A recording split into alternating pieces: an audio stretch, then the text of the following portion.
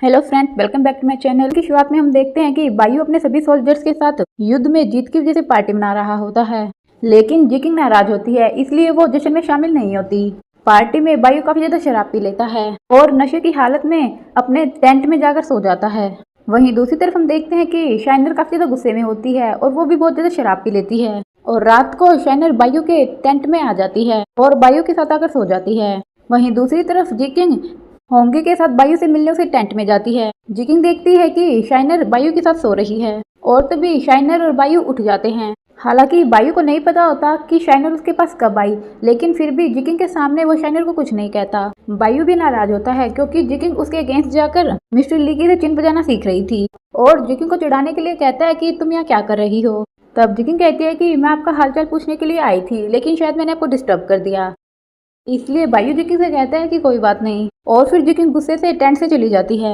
बायू नशे में होने की वजह से फिर से सो जाता है। अब जब जिकिंग गुस्से में बायू के टेंट से बाहर आती है तो होंगी जिकिंग से पूछती है कि शाइनर फोर्ट प्रिंस के कमरे में क्या कर रही थी। तब जिकिंग कहती है कि मुझे इससे कोई लेना देना नहीं है, लेकिन मैं अब यहाँ से जा रही हूँ, मैं यहाँ पर नहीं रहूंगी। होंगी जिकिंग को रोकने की कोशिश करती है और कहती है कि अगर आप यहाँ से चली गई तो शाइनर ये बात कह के कि वो एक रात फोर्ट प्रिंस के कमरे में रुकी है, शादी की मांग कर सकती है। आपको यहाँ पर रहकर उसे रोकना होगा। लेकिन जिकिंग कहती है कि मुझे इन सबसे कोई लेना देना नहीं है और फिर जिकिंग अपनी मेड टेन के साथ वहाँ से चली जाती है। होंगी बायू को बताने के लिए उसे टेंट में जाने लगती है, लेकिन तभी बाईचन आकर होंगी को रोक देता है और कहता है कि फोर्ट प्रिंस को डिस्टर्ब मत करो और गार्ड से भी कहता है कि होंगी को फोर्ट प्रिंस के कमरे में मत जाने देना। अब इसके बाद हम देखते हैं कि बायू जब सुबह उठता है तो होंगी उसके टेंट के बाहर ही खड़ी होती है। होंगी बायू को बताती है कि फोर्ट प्रिंसेस कॉन्सर्ट जिकिंग कल रात गुस्से में यहाँ से चली गई है, क्या हमें उन्हें ढूंढने के लिए जाना चाहिए। तब बायू कहता है कि अगर वो यहाँ पर नहीं रहना चाहती तो वो जा सकती है, हमें उसे ढूंढने की कोई जरूरत नहीं है। और फिर बायू अपने टेंट में आकर बैठ जाता है। वहीं दूसरी तरफ हम देखते हैं कि बाईचन अपने एक आदमी से पूछता है कि क्या वो जिकिंग तक पहुंच गए हैं, क्या कोर्ट के लोगों ने जिकिंग को पकड़ लिया है। तब वो आदमी कहता है कि वो लोग जल्दी ही फोर्ट प्रिंसेस कॉन्सर्ट तक पहुंच जाएंगे, वो लोग रास्ते में ही हैं। तब बाईचन खुद से ही कहता है कि अब मैं भी देखता हूँ कि जिकिंग कैसे बचती है। वहीं दूसरी तरफ हम देखते हैं कि बायू को जिकिंग की याद आ रही होती है कि किस तरह जिकिंग ने कई बार उसकी जान बचाई है और उसे जिकिंग के साथ बिताए हुए पल भी याद आ रहे होते हैं। और ये सब सोचकर बायू जिकिंग को ढूंढने के लिए निकलता है, लेकिन तभी टेन भागते हुए वहां पर आती है और कहती है कि फोर्ट प्रिंसेस कॉन्सर्ट को कोर्ट के लोग पकड़ कर ले गए हैं और कहा है कि वे उन्हें किसी जरूरी मामले के चलते लेकर जा रहे हैं, प्लीज आप फोर्ट प्रिंसेस कॉन्सर्ट को बचा लीजिए। और तभी सोल्जर आकर बताता है कि बाईचन भी कमरे से गायब है। तब बायू भागते हुए वहां से निकलता है। वहीं दूसरी तरफ हम देखते हैं कि जिकिंग को राजा के सामने पेश किया जाता है। जिकिंग राजा से पूछती है कि मुझे यहाँ पर क्यों पकड़ के लाया गया है। तब राजा कहता है कि तुम्हारे साथ जो हादसा होटल में हुआ था उसी की जांच के लिए आज कार्यवाही की गई है। और फिर जुडिशियल ऑफिसर जिकिंग से कहता है कि हमें पता चला है कि मिस्टर चैन का मर्डर जिन दो इंपीरियल गार्ड ने किया था, उन्हें ऐसा करने के लिए किसी ने पैसे दिए थे, क्योंकि उन दोनों के कमरे से काफी सारे पैसे मिले हैं। वहाँ पर जिकिंग की बहन शायर और उसके माँ बाप भी होते हैं। शायर राजा से कहती है कि मुझ पर अपनी बहन को फंसाने का आरोप लगा था, इसलिए मैंने इस मामले की अच्छे से जाँच की। तब मुझे उस होटल के एक नौकर से पता चला कि उस दिन जिकिंग के साथ कमरे में मिस्टर चैन नहीं था, बल्कि वो बगल के कमरे में सो रहा था। और तभी वो होटल की नौकरानी वहां पर आती है और सारी बात बताती है कि जब मैं सफाई करने के लिए फोर्ट प्रिंसेस कॉन्सर्ट के कमरे में गई थी, तब मिस्टर चैन बगल के कमरे में सो रहे थे और एक काले कपड़े वाला आदमी जिकिंग के साथ था और वही आदमी मिस्टर चैन को घसीटते हुए बगल के कमरे में लेकर गया था। और फिर शायर कहती है कि इसका मतलब जिकिंग और उस काले कपड़े वाले आदमी का आपस में कोई ना कोई संबंध जरूर है। इसके बाद जुडिशियल ऑफिसर जिकिंग से पूछता है कि आखिर वो काले कपड़े वाला आदमी कौन था और तुम्हारा उसके साथ क्या संबंध है। तब जिकिंग कुछ भी नहीं बोलती। जुडिशियल ऑफिसर कहता है कि अगर तुम कुछ नहीं बोलोगी तो इसका मतलब तुम दोषी हो और तुम्हारे ही कहने पर मिस्टर चैन को मरवाया गया था, या फिर तुम हमें उस काले कपड़े वाले आदमी का नाम बताओ। लेकिन जिकिंग अब भी कुछ नहीं बोलती। बाईचन खड़ा हुआ सोचता है कि या तो जिकिंग को आज मुझे पहचानना होगा कि वो काले कपड़े वाला आदमी मैं हूँ, जिससे बायू की रेपुटेशन खराब हो जाएगी कि उसकी वाइफ का इस्तेमाल मैंने किया है।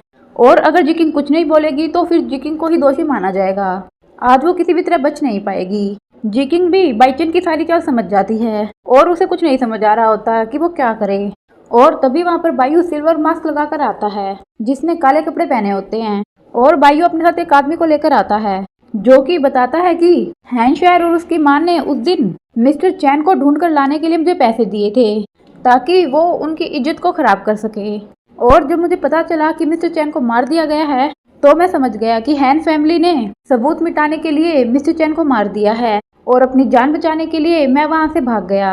और फिर बायू राजा से कहता है कि अब ये स्पष्ट है कि शायर और उसके परिवार ने मिलकर जिकिंग को फंसाने की कोशिश की थी, लेकिन जिकिंग के दिमाग में तो कुछ और ही चल रहा होता है और उसे सारी पुरानी बातें याद आती है कि इसी सिल्वर मास्क वाले आदमी ने मुझे जहर दिया था और उस दिन कमरे में भी यही था। और तब जिकिंग एकदम से बायू की छाती में वो खंजर मार देती है जिससे बायू नीचे गिर जाता है और उसका मास्क भी हट जाता है।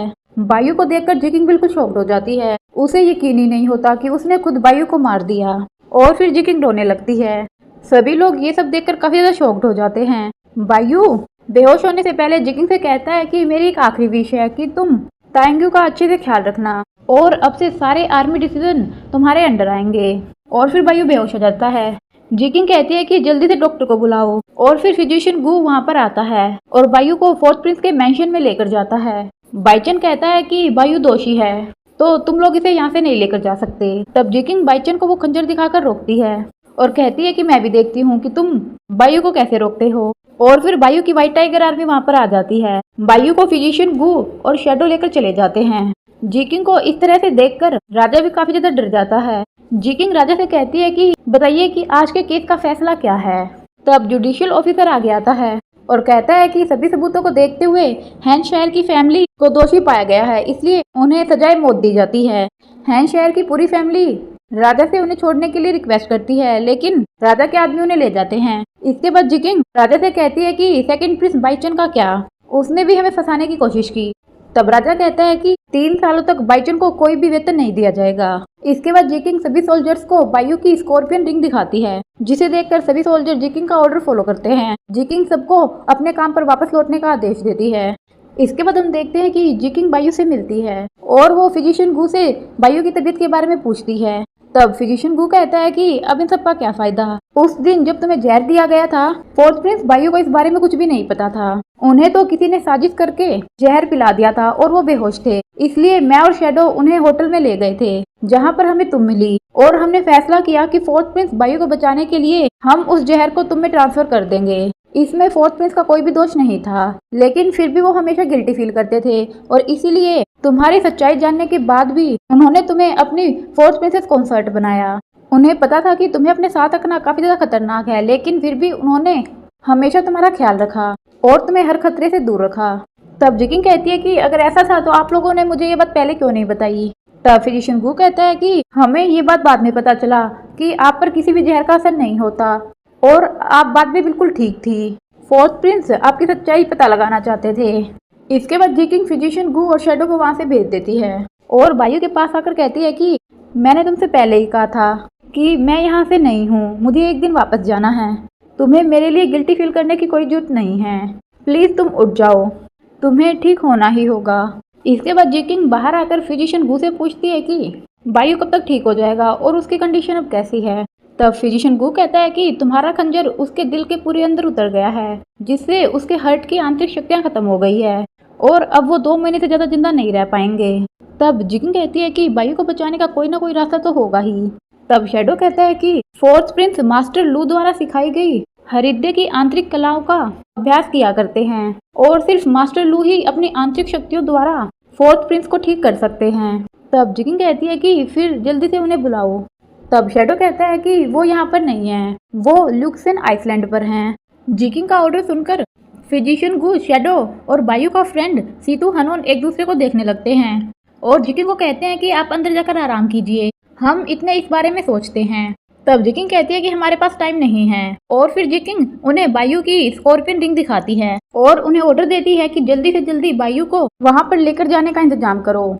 तब फिजिशियन गू कहता है कि ठीक है, मैं और शेडो फोर्थ प्रिंस को ल्यूक्सेन आइसलैंड लेकर जाते हैं और इतने आप यहाँ पर फोर्थ प्रिंस के मेंशन और आर्मी को संभालें और किसी को भी ना पता चले कि फोर्थ प्रिंस यहाँ पर नहीं है। इसके बाद जिकिंग अपने मेंशन के सभी गार्ड और नौकरों को ऑर्डर देती है कि मेंशन के बाहर कोई भी खबर लीक नहीं होनी चाहिए और मेंशन पर कड़ी सुरक्षा व्यवस्था की जाए जिससे कोई भी अंदर ना घुस पाए।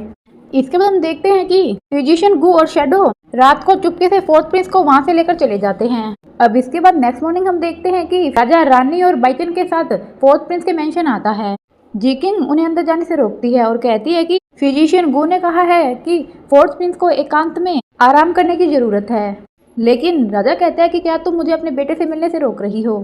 और फिर राजा जी किंग को हटाकर आगे जाने लगता है और तभी सीतू हनोन एक नाटक करता है और कुछ गार्ड उसे बाइयों के कमरे से बाहर फेंक देते हैं। सीतू हनोन राजा से कहता है कि वो बूढ़ा फिजिशियन गू पागल हो गया है, उसे सिर्फ फोर्थ प्रिंस की ही फिक्र है। मैं बायु का सबसे अच्छा दोस्त हूँ, लेकिन फिर भी वो मुझे बायु से मिलने नहीं दे रहा है और कहता है कि बायु को आराम करने की जरूरत है। तब राजा ये देखकर कहता है कि शायद बायु को सच में ही आराम करने की जरूरत है, हमें उसे डिस्टर्ब नहीं करना चाहिए। और फिर राजा रानी और बाइचन के साथ वहां से चला जाता है। रानी राजा से कहती है कि हम यहाँ बायु से मिलने आए थे, लेकिन इन लोगों ने हमें अंदर भी नहीं जाने दिया। तब राजा कहता है कि मुझे सिर्फ अपने बेटे की फिक्र है कि वो जल्दी से ठीक हो जाए और तुम मेरे कान भरना बंद करो। और फिर वो तीनों वहां से चले जाते हैं। वहीं दूसरी तरफ हम देखते हैं कि रानी राजा के पास जाती है और कहती है कि फोर्थ प्रिंस के मेंशन पर बहुत ही कड़ी सुरक्षा व्यवस्था है, हमें बायु के बारे में कोई भी इंफॉर्मेशन नहीं मिल रही है। और फिर रानी राजा से पूछती है कि अगर बायु को कुछ होता है तो उसकी आर्मी का क्या होगा। तब राजा कहता है कि अगर बायु को कुछ होता है तो बाइचन से कहना कि वो उसकी व्हाइट टाइगर आर्मी पर जल्दी से जल्दी कब्जा कर ले। वहीं दूसरी तरफ हम देखते हैं कि फोर्थ प्रिंस के मेंशन पर रात में अटैक होता है, लेकिन सभी सोल्जर उन लोगों को बाहर से ही मारकर भगा देते हैं और किसी को भी अंदर की कोई न्यूज नहीं मिल पाती। वहीं दूसरी तरफ हम बाइचन को देखते हैं जो कि मिस्टर लीगी से कहता है कि हमें बायु की कोई भी इंफॉर्मेशन नहीं मिल पा रही है, वो लोग किसी को भी अंदर नहीं जाने दे रहे हैं। तब मिस्टर लीगी कहता है कि फिर तो हम सिर्फ वेट ही कर सकते हैं। इसके बाद बाइचन मिस्टर लीगी से कहता है कि मुझे लगता है कि मुझसे भी ज्यादा तुम बायु के मरने का वेट कर रहे हो। तब मिस्टर लीगी कहता है कि अपनी बकवास बंद करो और फिर मिस्टर लीगी वहां से चला जाता है। इसके बाद हम देखते हैं कि सीतू हनोन जिकिंग के पास आता है और कहता है कि रानी लगातार अपने आदमियों को मेंशन की न्यूज लेने के लिए भेज रही है और हम पर हमले करवा रही है, हम ज्यादा टाइम तक इन सब से बच नहीं पाएंगे, जल्दी ही ये सब कुछ बाहर आ जाएगा। तब जिकिंग पूछती है कि तो हमें क्या करना चाहिए। तब सीतू हनोन कहता है कि राजा के अलावा एक ऐसा आदमी है जो इस पूरी सिचुएशन में हमारी हेल्प कर सकता है। तब जिकिंग पूछती है कि वो कौन है। सीतू हनोन कहता है कि वो प्रिंस एन है। और तभी कुछ गार्ड को वहां पर एक आदमी दिखता है और हम देखते हैं कि ये वही भिखारी टाइप वाला आदमी होता है जो कि मेंशन के अंदर की बातें सुनने की कोशिश कर रहा होता है। गार्ड उसे पकड़ने की कोशिश करते हैं लेकिन वो वहां से भाग जाता है। और जब वो भिखारी टाइप वाला आदमी अपने रूम पर पहुंचता है तो उसकी दूसरी साथी उससे पूछती है कि क्या तुम्हें सब कुछ पता चल गया। तब वो भिखारी वाला आदमी कहता है कि आज मैं मरते मरते बचा हूँ और तुम्हें इन्फॉर्मेशन चाहिए। फोर्थ प्रिंसेस कॉन्सर्ट बिल्कुल एक पत्थर की तरह मेंशन के अंदर जमी हुई बैठी है, उसके क्लोज जाना बिल्कुल भी आसान नहीं है। तब वो साथी भिखारी कहती है कि क्यों ना मैं वहां पर जाऊं। तब वो दूसरा भिखारी कहता है कि क्या तुम पागल हो, जब मैं ही उसके क्लोज नहीं जा पाया तो तुम कैसे जाओगी। और फिर वो कहता है कि जिकिंग बिल्कुल भी ह्यूमन पपेट के जैसे नहीं लगती, क्या कोई ह्यूमन पपेट इतनी ज्यादा गॉर्जियस हो सकती है। अब इसके बाद हम दूसरी तरफ लुइसन आइलैंड पर मास्टर लू के परिवार को देखते हैं जिनके 2 बेटियां होती और उनका बड़ा दामाद उनके साथ ही रहता है। इनके कोई भी बेटा नहीं होता। इनका बड़ा दामाद परिवार का मुखिया बनना चाहता है और इनकी छोटी बेटी भी परिवार का मुखिया बनना चाहती है। मिस्टर लू अपनी दोनों बेटी और अपने दामाद से पूछता है कि आइसलैंड पर जो नेक्स्ट मंथ चिन कंपटीशन होने वाला है क्या तुम सबने उसकी तैयारी कर ली है। तब उनकी छोटी बेटी कहती है कि हाँ मैं सीख रही हूँ, देखना मैं अच्छा परफॉर्म करूंगी। और फिर उनका दामाद कहता है कि मैं भी मार्शल आर्ट की प्रैक्टिस कर रही हूँ, आप चिंता मत कीजिए, मैं सब कुछ संभाल लूंगा। तब मिस्टर लू अपने दामाद से कहता है कि हालांकि तुम मेरे दामाद हो लेकिन मुझे जो कुछ भी आता है मैंने तुम्हें सिखा दिया है, मुझे पता है कि तुम अच्छे से मेहनत करोगे। और फिर मिस्टर लू कहता है कि दूसरी फैमिलीज को पता है कि हमारे कोई बेटा नहीं है, इसलिए वो हमें गिराने की कोशिश करेंगे। तभी मिस्टर लू की बड़ी बेटी कहती है कि फादर आप चिंता मत कीजिए, आपका दामाद जैंग चेन आपके जाने के बाद परिवार को अच्छी तरह से संभाल लेगा। तभी मिस्टर लू की छोटी बेटी कहती है कि फादर भी जिंदा है तो तुम लोग ऐसा कैसे सोच सकते हो, और जियांग चेन कैसे परिवार का मुखिया बन सकता है, वो तो यहाँ का दामाद है। और ये कहकर दोनों आपस में फाइट करने लगते हैं। मास्टर लू सभी पर गुस्सा करता है और सभी से कहता है कि मुझे पता है कि तुम सभी लोग क्या चाहते हो, तुम सभी लोग परिवार का मुखिया बनना चाहते हो, लेकिन सपने देखना बंद करो, अपने आप से पूछो कि क्या तुम इसके लिए कैपेबल हो। और फिर वो सभी को वहां से भगा देता है। सभी के वहां से जाने के बाद मिस्टर लू की वाइफ मिस्टर लू से कहती है कि आप बच्चों की इंटेंशन को गलत मत समझिए, और वैसे भी कौन सा परिवार के बच्चे परिवार का मुखिया नहीं बनना चाहते। तब मिस्टर लू कहता है कि लेकिन वो सब लोग मेरे मरने का वेट कर रहे हैं, इतने नालायक बच्चे किसके हो सकते हैं, अगर बायु यहाँ पर होता तो ऐसा नहीं होता। तुमने ही उन्हें बिगाड़ कर रखा है। और फिर तभी एक गार्ड आकर मिस्टर लू को बताता है कि कुछ गेस्ट आए हैं जो आपसे मिलना चाहते हैं। तब मास्टर लू बाहर चलकर देखता है और देखता है कि वहाँ पर बायू है। मास्टर लू फिजिशियन गू से कहता है कि बायू की ऐसी हालत कैसे हुई, और फिर वो कहता है कि मैंने कभी सोचा नहीं था कि मैं बायू से इस तरह से मिलूंगा। इसके बाद फिजिशियन गू मास्टर लू से कहता है कि मैं एक इंपीरियल फिजिशियन हूँ, हमारे यहाँ पर आने का किसी को भी पता नहीं है, इसलिए मैं चाहता हूँ कि आप सभी लोग इस बात को कॉन्फिडेंशियल रखें और किसी भी आउटसाइडर को हमारी और फोर्ट प्रिंस की पहचान नहीं पता चलनी चाहिए। तब मिसेस लू कहती है कि आप लोग चिंता मत कीजिए, मेरे और मेरे हस्बैंड के अलावा ये बात किसी को भी पता नहीं चलेगी। और फिर वो लोग फोर्ट प्रिंस को नैन बाई कहकर पुकारते हैं और कहते हैं कि अब से सभी लोग बायू को नैन बाई कहेंगे, जिससे बायू की पहचान गुप्त रहेगी और आप दोनों नैन बाई के सर्वेंट रहेंगे। वहीं दूसरी तरफ एक सर्वेंट मास्टर लू के बेटी और दामाद को जाकर बताता है कि आइलैंड पर 3 लोग आए हैं, जिनमें से एक बहुत बुरी तरह से घायल है और उन्हें आपके फादर की ट्रीटमेंट चाहिए। तब मास्टर लू का दामाद कहता है कि हम लोगों ने पहले इनके बारे में कभी नहीं सुना, चलो चलकर देखते हैं कि ये लोग कौन हैं। वहीं दूसरी तरफ मास्टर लू फिजिशियन गू से कहता है कि आप चिंता मत कीजिए, चाहे मुझे अपनी सारी इंटरनल स्ट्रेंथ का यूज करना पड़े, मैं नैन बाई को कुछ भी नहीं होने दूंगा। तभी मास्टर लू की वाइफ आकर कहती है कि लेकिन अगर आपको कुछ हो गया तो हम लोगों का क्या होगा, इसलिए आप मेरी इंटरनल स्ट्रेंथ का यूज कर लीजिए। तब मास्टर लू कहता है कि तुम कमजोर हो, तुम नैन बाई की इंटरनल स्ट्रेंथ को हैंडल नहीं कर पाओगी। तब फिजिशियन गू मास्टर लू को थैंक यू बोलता है। मास्टर लू कहता है कि नैन बाई की जान बचाना सबसे ज्यादा इम्पोर्टेंट है और फिर मास्टर लू अपनी इंटरनल स्ट्रेंथ का यूज करके बायू को ठीक करने की कोशिश करता है, जिससे मास्टर लू काफी ज्यादा वीक हो जाता है, लेकिन बायू अब भी नहीं ठीक होता। मिसेस लू मास्टर लू से कहती है कि अगर आप ऐसे ही अपनी स्ट्रेंथ को ट्रांसफर करते रहे तो आप बच नहीं पाएंगे, आप प्लीज रुक जाइए। लेकिन मास्टर लू नहीं रुकता और कहता है कि चाहे मुझे अपनी जान भी देनी पड़े, लेकिन मैं नैन बाई को ठीक करके ही रहूंगा। तब मिसेस लू अपने दामाद को ढूंढने के लिए जाती है ताकि वो लोग नैन बाई को ठीक करने के लिए उसकी इंटरनल स्ट्रेंथ का यूज कर सकें। लेकिन मास्टर लू का दामाद मिसेस लू से कहता है कि मेरी तबीयत खराब है, कल रात से ही मेरे पेट में दर्द हो रहा है। तब मिसेस लू वहाँ से आ जाती है। मिसेस लू के वहाँ से जाने के बाद मास्टर लू का दामाद अपनी वाइफ से कहता है कि जरूर ये कोई खास पर्सन है जिसके लिए तुम्हारे फादर ने अपनी सारी इंटरनल स्ट्रेंथ का यूज कर दिया, क्या तुमने इसके बारे में कभी सुना है? तब मास्टर लू की बेटी कहती है कि नहीं, मैंने इनके बारे में कभी भी नहीं सुना। तब मास्टर लू का दामाद कहता है कि चलो चलकर देखते हैं। वहीं मास्टर लू फिर से अपनी इंटरनल स्ट्रेंथ बायू को ट्रांसफर करने लगता है, जिससे मास्टर लू के मुंह से खून आने लगता है और तभी बायू की फिंगर हिलने लगती है। फिजिशियन गू बायू को चेक करता है और कहता है कि अब बायू की कंडीशन स्टेबल है और जल्दी ही ये कोमा से बाहर आ जाएंगे। ये सब कुछ मास्टर लू का दामाद और उनकी बेटी देख रही होती है और अपने रूम में आने के बाद मास्टर लू का दामाद उनकी बेटी से कहता है कि तुम्हारे फादर ने अपनी 70% एनर्जी उस आउटसाइडर को बचाने में लगा दी, मुझे नहीं लगता कि वो तुम्हारे फादर का सिर्फ एक शिष्य है, जरूर उन दोनों के बीच कोई ना कोई स्ट्रॉन्ग रिलेशन है। तब मास्टर लू की बेटी कहती है कि तुम्हारे कहने का क्या मतलब है? तब मास्टर लू का दामाद कहता है कि तुम्हारे फादर मुझे घर का मुखिया नहीं बनाना चाहते, क्योंकि शायद वो किसी और को घर का मुखिया बनाना चाहते हैं, शायद वो उनका नाजायज बेटा है। तब मास्टर लू की बेटी कहती है कि ऐसा नहीं हो सकता, तुम ये सब बोलना बंद करो। और तभी एक सोल्जर आकर बताता है कि मास्टर लू ने कहा है अब से आइसलैंड पर आने जाने वाले सभी जहाज रोक दिए जाएंगे और किसी को भी आइलैंड में बिना परमिशन के आने की इजाजत नहीं है। उस गार्ड के वहाँ से जाने के बाद मास्टर लू का दामाद कहता है कि उन लोगों के यहाँ पर आते ही तुम्हारे फादर ने पूरे आइलैंड को सील कर दिया, क्योंकि तुम्हारे फादर को डर है कि कहीं कोई न्यूज बाहर लीक ना हो जाए। वो जरूर तुम्हारे फादर का नाजायज बेटा है और इन सब में तुम्हारी मदर भी उनका साथ दे रही है। तब मास्टर लू की बेटी कहती है कि तुम्हारे पास कोई सबूत नहीं है, तुम सिर्फ गैस कर रहे हो। तब मास्टर लू का दामाद कहता है कि सब कुछ तुम्हारे सामने है और इतना कहकर जैंग चैन बाहर चला जाता है और वहाँ पर वो मास्टर लू की छोटी बेटी से मिलता है। मास्टर लू की छोटी बेटी मास्टर लू के दामाद से कहती है कि मुझे तुमसे बात करनी है। तब जैंग चैन कहता है कि मुझे तुमसे कोई बात नहीं करनी है।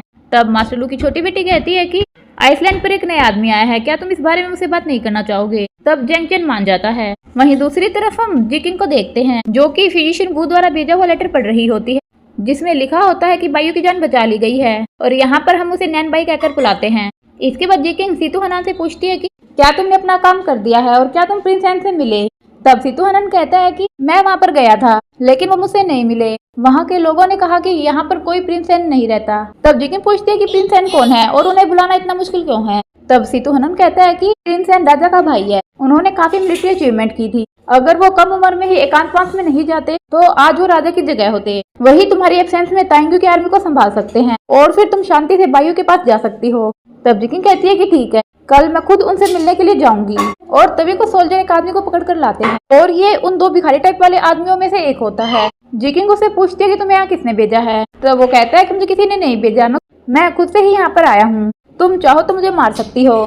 तब जिकिंग कहती है कि इतने सारे गार्ड से होते हुए भी तुम अंदर आ गए, तुम्हें कुछ तो बात है। और फिर जिकिंग अपने गार्ड से उसे लॉक करने के लिए कहती है। और फिर जिकिंग सीतू हनन से कहती है कि इस लड़के ने कमरे के अंदर की सिचुएशन देख ली है, इसलिए इस पर ध्यान रखना। मुझे नहीं लगता कि इसे बाईचुन या रानी ने भेजा है, क्योंकि वो लोग इतने छोटे बच्चे को नहीं भेजते। इसके बाद हम उन्हीं दो भिखारी टाइप वाले आदमियों में से बड़े आदमी को देखते हैं, जो रूम में आता है तो उसे अपना छोटा साथी नहीं मिलता है और उसे याद आता है कि उसे छोटे साथी ने उसे कहा था कि क्यों ना मैं तुम्हारी जगह वहाँ पर जाऊँ। और वो समझ जाता है कि उसका साथी पोर्ट प्रिंस के मेंशन गया होगा और वो जरूर पकड़ा गया होगा। अब नेक्स्ट मॉर्निंग हम देखते हैं कि जिकिंग प्रिंस एन से मिलने के लिए जाती है।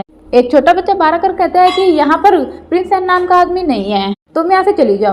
जिकिंग कहती है कि मुझे उनसे कुछ जरूरी बात करनी है, प्लीज तुम हमें उनसे मिलवा दो। लेकिन वो छोटा बच्चा दरवाजा बंद करके वहाँ से चला जाता है। तब जिकिंग टेन से कहती है कि तुम सारा सामान यहाँ पर उतार लो, हम यहीं रुकेंगे, हम कहीं नहीं जाएंगे। टेन सामान उतारने के लिए जाती है और तभी जिकिंग को टेन की आवाज सुनाई देती है, जो कि चिल्ला रही होती है कि प्लीज मुझे बचा लो। जिकिंग जब जाकर वहाँ पर देखती है तो उस भिखारी टाइप वाले आदमी ने टेन को पेड़ पर लटका रखा होता है। जिकिंग टेन को छुड़वाती है और उस भिखारी टाइप वाले आदमी से कहती है कि तुम कौन हो और तुमने मेरी मेड को किडनैप क्यों किया है। और इतना कहकर जिकिंग उस पर अटैक करती है, लेकिन उस भिखारी टाइप वाले आदमी के पास काफी अच्छी स्किल होती है और वो बहुत आसानी से जिकिंग के वार से बच जाता है और कहता है कि मैं तुमसे बात करना चाहता हूँ, तुम वॉयलेंस का यूज क्यों कर रही हो। तब जिकिंग फिर से उस पर अटैक करती है और आखिर में जिकिंग उसे पकड़ लेती है। तब वो भिखारी टाइप वाला लड़का कहता है कि मुझे छोड़ दो, मैं तुम्हें प्रिंस एन से मिलवा सकता हूँ। तब जिकिंग उसे छोड़ देती है। जिकिंग उसे पूछती है कि तुम कौन हो और तुम्हारा नाम क्या है। तब वो भिखारी टाइप वाला लड़का कहता है कि मेरा नाम बाली है और मैं एक पशु चिकित्सक हूँ। मैंने एक बार प्रिंस एन के पशुओं को ठीक किया था, इसलिए उन पर मेरा उपकार है। इसके बाद बाली जिकिंग से कहता है कि मैं तुम्हारी मदद सिर्फ एक ही शर्त पर करूंगा कि तुमने कल रात जिस लड़के को पकड़ा था वो लड़का मेरा दोस्त है और तुम उसे छोड़ दोगी। तब जिकिंग पूछती है कि तो वो कल महल में क्या कर रहा था। तब बाली कहता है कि वो एक छोटा बच्चा है, कल रात उसे लगा कि उसे वहां पर काफी ज्यादा पैसे मिल जाएंगे, इसलिए वो वहां पर चोरी करने के लिए चला गया, लेकिन वो पकड़ा गया। तब जिकिंग कहती है कि ठीक है। इसके बाद जिकिंग बाली के साथ प्रिंस एन से मिलने जाती है। बाली छोटे लड़के को एक कागज देता है और कहता है कि इसे प्रिंस एन को दिखा देना। तब वो लड़का वहां से चला जाता है और थोड़ी देर में फिर से आता है और कहता है कि प्रिंस एन आपसे मिलने के लिए तैयार हैं। और फिर बाली जिकिंग के साथ अंदर नहीं जाता और गेट से ही भाग जाता है और जिकिंग से कहता है कि तुम याद रखना, तुम मेरे साथी को छोड़ देना। इसके बाद जिकिंग प्रिंस एन से मिलने के लिए जाती है। प्रिंस एन जिकिंग को देखकर कहता है कि तुम कौन हो और तुम यहाँ पर क्यों आई हो। तब जिकिंग कहती है कि मैं फोर्थ प्रिंसेस कंसर्ट हूँ और मुझे आपकी हेल्प की जरूरत है। तब प्रिंस एन कहता है कि मैं बहुत पहले ही एकांतवास में चला गया था, मैं तुम्हारी कोई हेल्प नहीं कर सकता।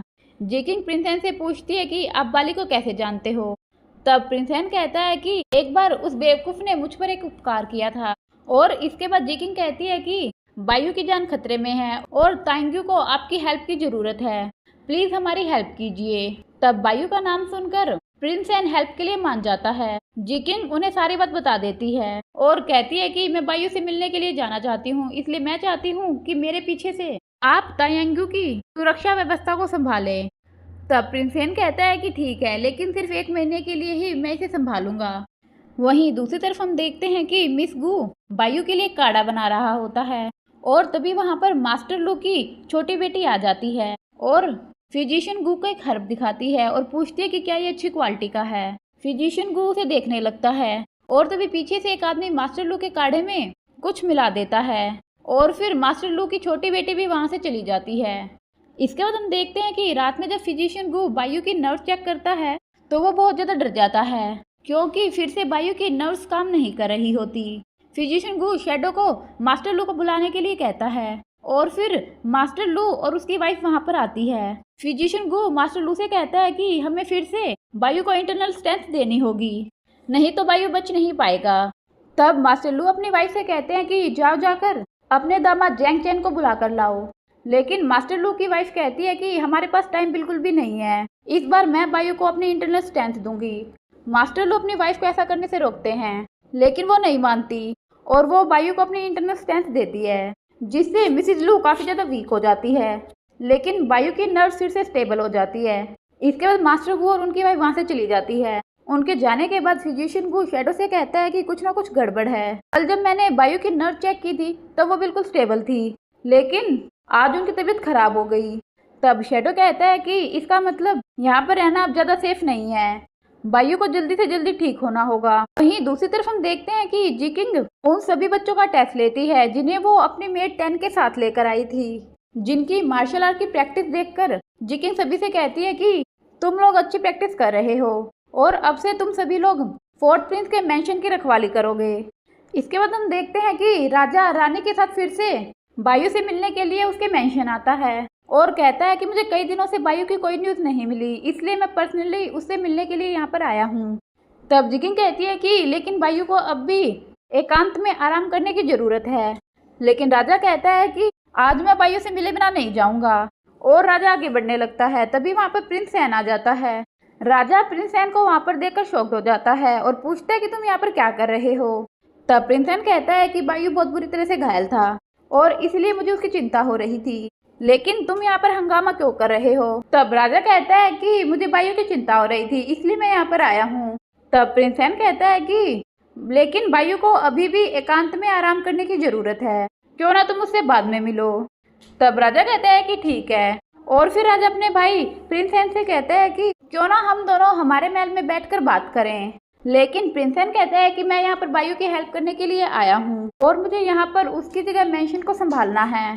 और फिर जिकिंग कहती है कि अब से मेंशन को प्रिंस एन ही संभालेंगे और पूरी व्हाइट टाइगर आर्मी को भी, और जब तक बायू ठीक नहीं हो जाता तब तक आर्मी के डिसीजन भी प्रिंस एन ही लेंगे। तब राजा को ना चाहते हुए भी वहाँ से जाना पड़ता है। रानी राजा से कहती है कि आप राजा हैं तो फिर आपने कुछ क्यों नहीं कहा। तब राजा कहता है कि वो मेरा भाई है और अभी भी पूरी आर्मी में उसके बहुत सारे शिष्य हैं जो कि पूरे तांग्यू में फैले हुए हैं। मैं बिना बात के कोई मुसीबत मोल नहीं लेना चाहता और वैसे भी वो बहुत ज़्यादा बूढ़ा हो चुका है और कितने दिन जिएगा वो। अब राजा के वहाँ से जाने के बाद प्रिंस सैन जिकिंग से कहता है कि अगर बायू नहीं भी उठा तो भी तुम अपनी स्किल से तांग्यू की सेफ्टी को संभाल सकती हो। और इसके बाद प्रिंस सैन जिकिंग से कहता है कि मैं तुम्हारे और बायू के वापस आने का इंतजार करूंगा। और इसके बाद जिकिंग रात को बायू के पास जाने के लिए वहाँ से निकलती है और फिर हम बाली और उसके साथी को देखते हैं जो कि चुपके से जिकिंग के जहाज में छुप जाते हैं ताकि वो जिकिंग का पीछा कर सके और उसकी आइडेंटिटी का पता लगा सके। इसके बाद नेक्स्ट डे हम देखते हैं कि जिशन गू बायू की नर्व चेक करता है और कहता है कि बायू अगले 5 दिनों में ही उठ जाएगा और बिल्कुल ठीक हो जाएगा। और फिजिशियन गू ये बात मास्टर लू और उनकी वाइफ को भी बताता है। मास्टर लू ये सुनकर काफी खुश होता है। फिर थोड़ी देर बाद हम देखते हैं कि मास्टर लू अपनी वाइफ से कहता है कि एक बार बायू ठीक हो जाए तो मैं उसे रिक्वेस्ट करूंगा कि वो हमारी फैमिली का ओनर बने, क्योंकि हमारे तीनों में से कोई भी बच्चा इस लायक नहीं है, हम उन पर डिपेंड नहीं रह सकते। लेकिन मास्टर लू की वाइफ कहती है कि आपको अपने बच्चों को कम नहीं समझना चाहिए, वे अपने आप को इम्प्रूव करने के लिए काफी मेहनत कर रहे हैं। और वहीं पर मास्टर लू की छोटी बेटी चुपके से ये सब कुछ सुन रही थी। और फिर मास्टर लू की छोटी बेटी जांग चैन से कहती है कि मैंने फादर और मदर को ये कहते हुए सुना कि नैन भाई जल्दी ही उठने वाला है और एक बार वो जग गया तो वो हमारी फैमिली पर कब्जा कर लेगा, इसलिए हमें जल्दी ही कुछ करना होगा।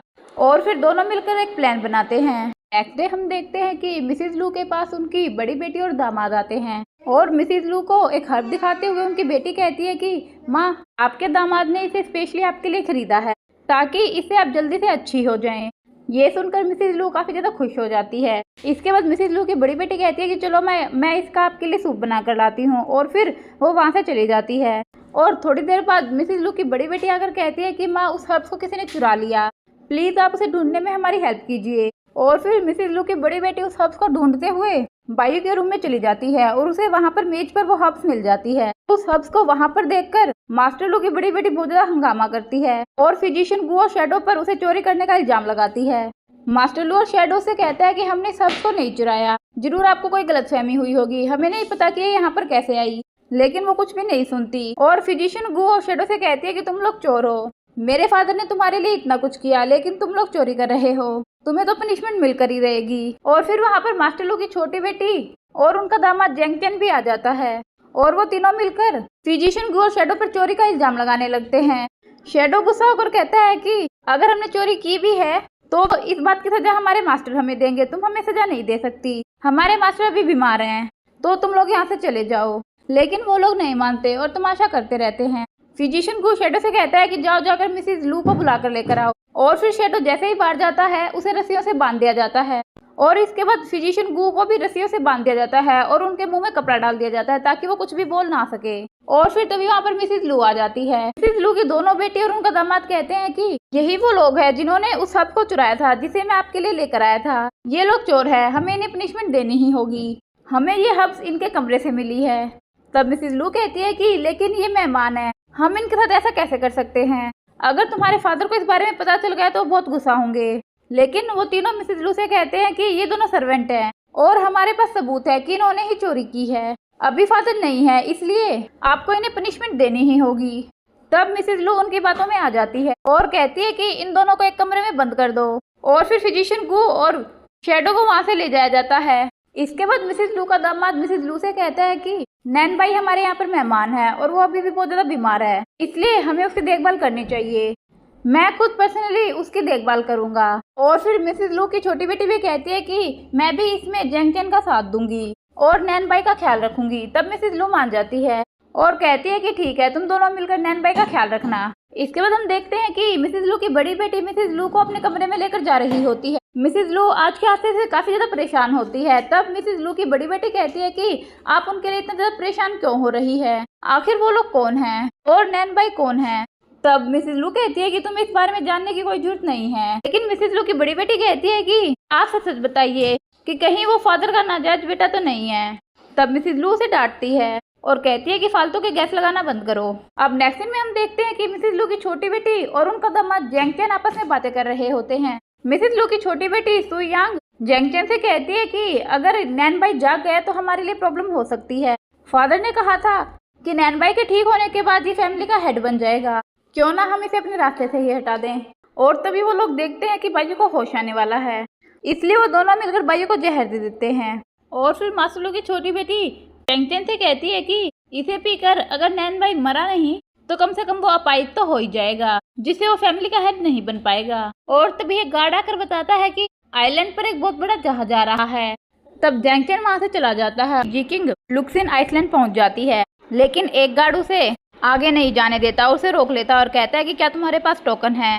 जिकिंग कहती है कि मेरे पास टोकन नहीं है, मैं यहाँ पर मास्टर लू से मिलने आई हूँ। लेकिन वो जिकिंग को आगे नहीं जाने देता। तब जिकिंग उसे कुछ पैसे दे देती है और फिर वो आदमी मान जाता है। लेकिन तभी वहाँ पर मास्टर लू का दामाद जेंगचेन आ जाता है और जिकिंग को आगे जाने से रोक देता है और कहता है कि तुम आगे नहीं जा सकती। तब जिकिंग कहती है कि मैं नैन भाई की वाइफ हूँ और मैं यहाँ पर मास्टर लू से मिलने आई हूँ।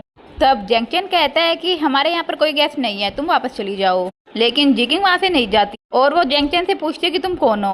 तब जेंगचेन अपने बारे में कुछ नहीं कहता और कहता है कि मुझे तुम्हें अपने बारे में बताने की कोई जरूरत नहीं है।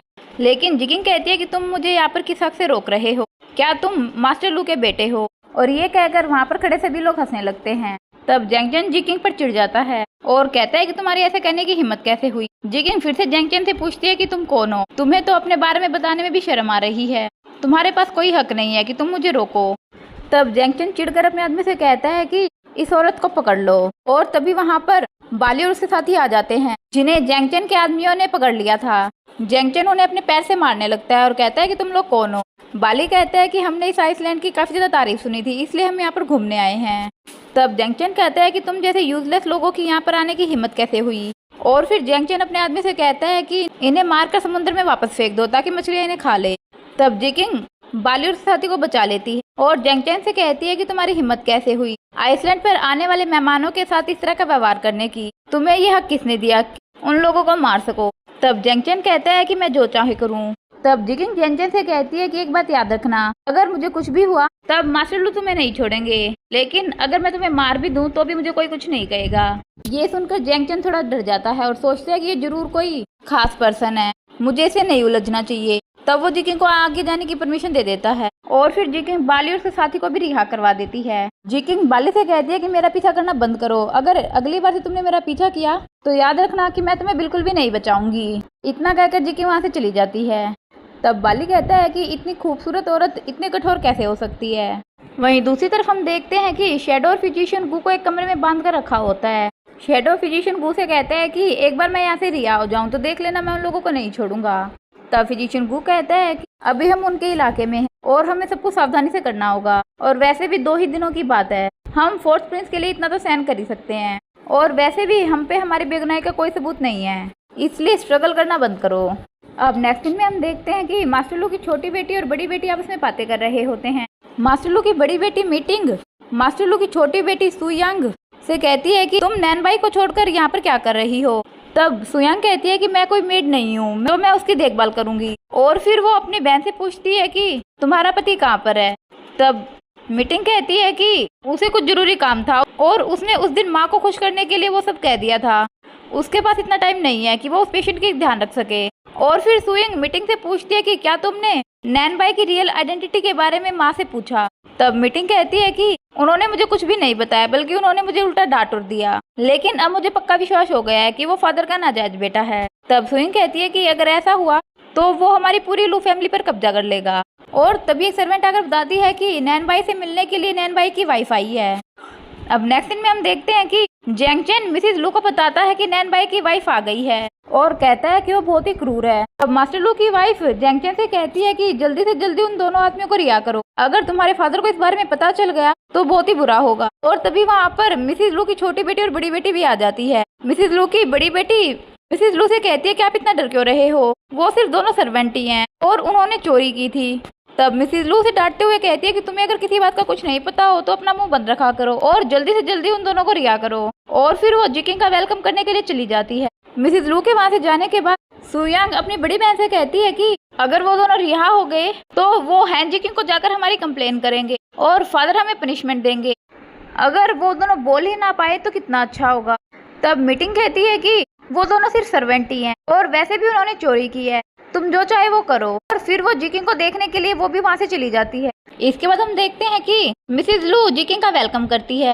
मिसेज लू जिकिंग से कहती है कि मास्टर लू अभी यहाँ पर नहीं है, वो किसी बिजनेस के लिए बाहर गए हैं, इसलिए इतने आप मेरे साथ चलकर बात कीजिए। लेकिन जिकिंग कहती है कि मैं सबसे पहले बायू से मिलूंगी और फिर वो बायू से मिलने के लिए चली जाती है। वहीं दूसरी तरफ हम देखते हैं कि एक आदमी अपने कुछ साथियों के साथ फिजिशियन गू और शैडो के पास आता है और फिजिशियन गू को जबरदस्ती जहर देने लगता है, लेकिन शैडो दीवार से घिसकर अपनी रस्सियां काट देता है और फिजिशियन गू को बचा लेता है, लेकिन वो सभी आदमी वहां से भाग जाते हैं। और इसके बाद फिजिशियन गू और शैडो बायू को देखने के लिए जल्दी से वहां से निकलते हैं, क्योंकि उन्हें शक था कि बायू की जान जरूर खतरे में होगी। वहीं दूसरी तरफ जिकिंग मिसेज लू के साथ बायू से मिलती है। बायू को देखकर जिकिंग काफी ज्यादा इमोशनल हो जाती है और फिर वो मिसेज लू से पूछती है कि फिजिशियन गू और शैडो कहाँ पर हैं। लेकिन तभी वहाँ पर मिसेज लू की बड़ी बेटी आ जाती है और कहती है कि मुझे तो लगा था कि तुम इतने टाइम बाद अपने हस्बैंड से मिलकर काफी ज्यादा रोओगी, लेकिन तुम्हारी आंख से तो एक आंसू भी नहीं निकला। मिसेज लू अपनी बेटी को डांटती है और कहती है कि अपनी नॉनसेंस बंद करो। जिकिंग मीटिंग को इग्नोर करती है और फिर से मिसेज लू से पूछती है कि शैडो और फिजिशियन गू कहाँ पर है। तब मीटिंग कहती है कि वो कुछ स्पेशल हर्ब्स को लेने के लिए माउंटेन के पीछे गए हैं। तब जिकिंग कहती है कि वो दोनों बायू को इस तरह अकेला छोड़कर कैसे जा सकते हैं।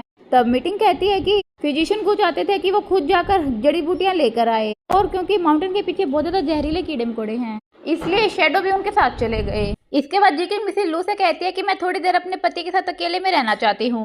तब मिसेज लू और उनकी बेटी वहाँ से जाने लगते हैं, लेकिन तभी वहाँ पर मिसेज लू की छोटी बेटी सुयांग आ जाती है और कहती है कि माँ एक गड़बड़ हो गई। मिसेज लू अपनी बेटी से पूछती है कि फिजिशियन गू और शैडो कहाँ पर है। तब सुयांग कहती है कि बटलर ली ने उन्हें मारने की कोशिश की, लेकिन वो बचकर भाग गए।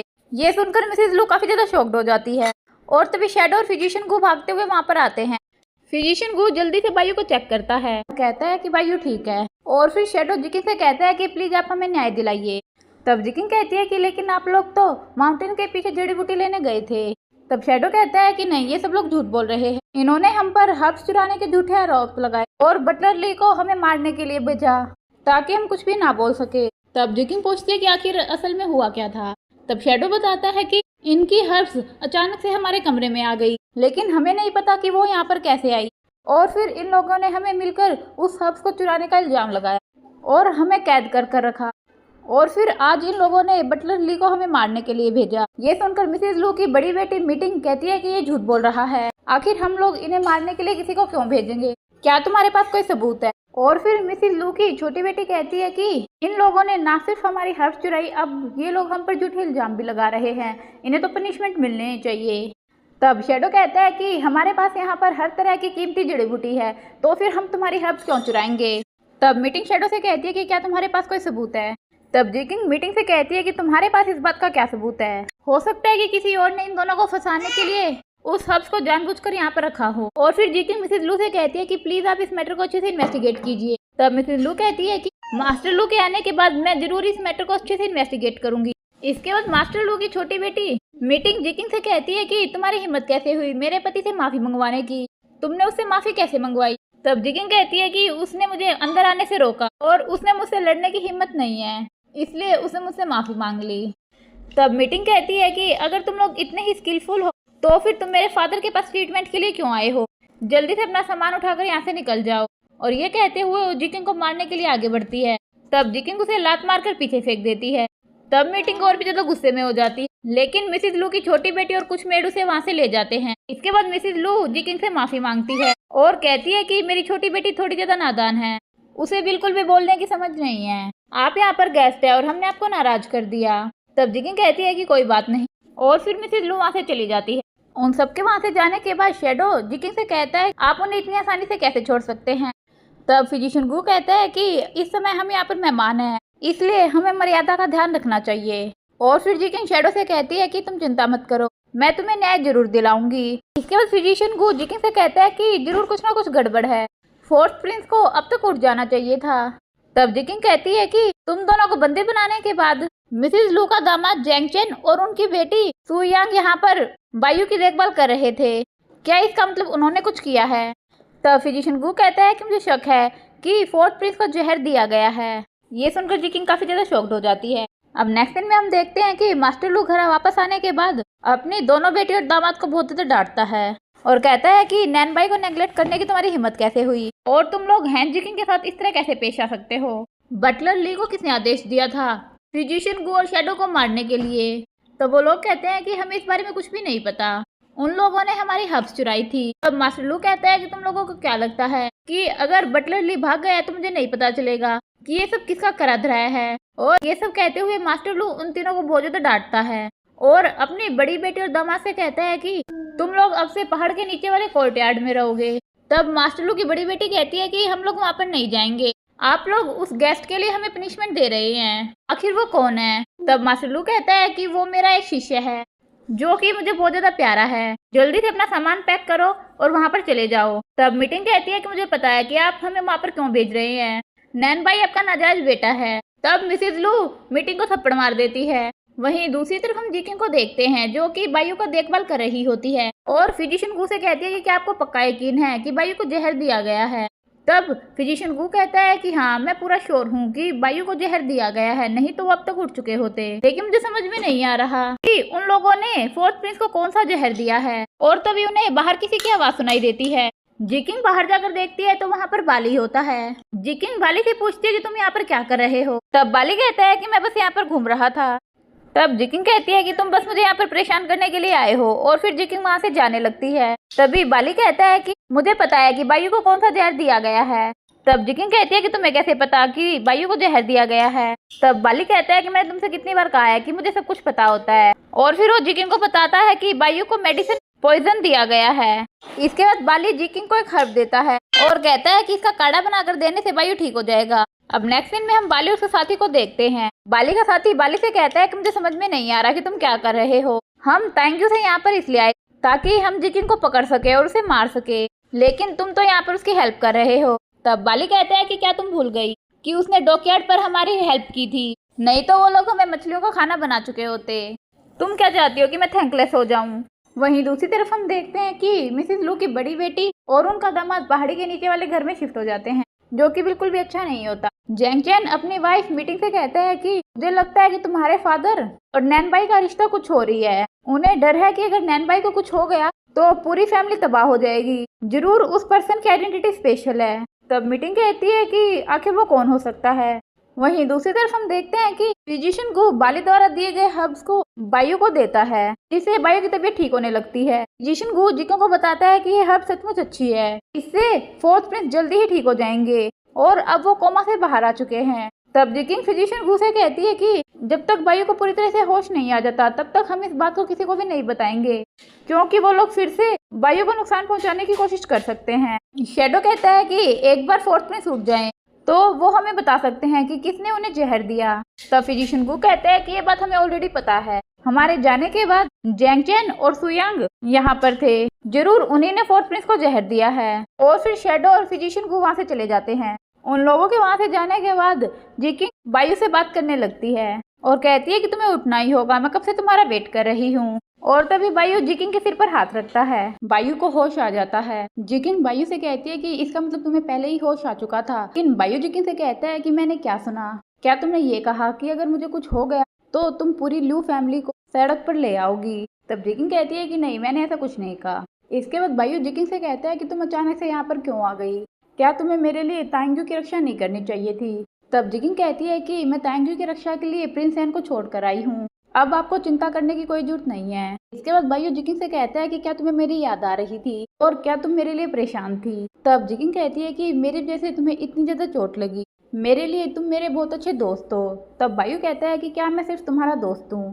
तब जिकिंग कहती है कि ऐसे बहुत कम लोग हैं जो मेरे दोस्त हैं। लेकिन बायू कहता है कि मैंने हमेशा तुम्हें अपनी पत्नी माना है।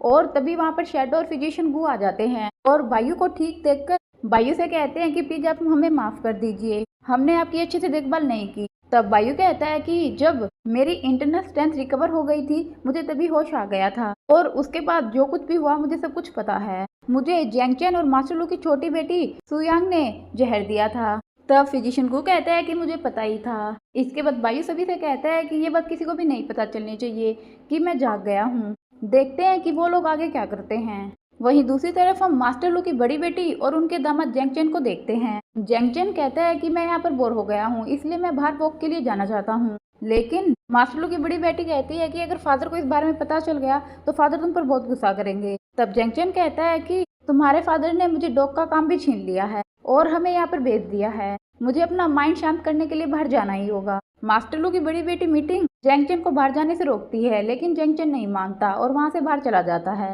और जैसे ही वो बाहर जाता है वहाँ पर सुयांग जैंग चेन का वेट कर रही होती है। जैंग चेन सुयांग से पूछते है कि तुम यहाँ क्या कर रही हो। तब सुयांग कहती है कि मैं जानती हूँ कि तुम बई फैमिली के पास जा रहे हो, लेकिन सावधानी के तौर पर जब तक जरूरी ना हो तुम उनसे मत मिलो, ये हम दोनों के लिए अच्छा होगा। यदि किसी को भी बई फैमिली के साथ हमारी डीलिंग के बारे में पता चल गया तो बहुत बुरा होगा। तब जैंग चेन कहता है कि तुम चिंता मत करो, मैंने मास्टर बई के साथ मिलने का एक टाइम फिक्स किया है और मैं उन्हें वेट नहीं करा सकता। तब सुयांग कहती है कि अगर तुम रिस्क लेना चाहते हो तो इन सब में मुझे मत घसीटना। इस पर जैंग चेन कहता है कि एक सिर्फ लू फैमिली ही नहीं है जो मुझे अच्छा फ्यूचर दे सकती है, एक बार मैं बई फैमिली में शामिल हो जाऊं तो फिर पूरी लू फैमिली तुम्हारी होगी, ये तो तुम्हारे लिए अच्छी बात है, तो तुम मुझे क्यों रोक रही हो। तब सुयांग कहती है कि अगर मेरी इच्छाएं बड़ी नहीं होती तो लू फैमिली और मेरी बड़ी बहन को धोखा देने के गुनाह के रूप में मैं तुम्हें छोड़ती नहीं। तब जैंग चेन कहता है कि हम दोनों को ये पता है कि हम दोनों में से कौन गद्दार है, इसलिए मुझे बुरा पर्सन कहना बंद करो। और फिर जैंग चेन वहाँ से चला जाता है। इसके बाद हम दूसरी तरफ देखते हैं कि मास्टर लू की वाइफ मास्टर लू से कहती है कि इस बार की चिन गैदरिंग में आपका जाना ठीक नहीं है, आप काफी ज्यादा वीक हैं।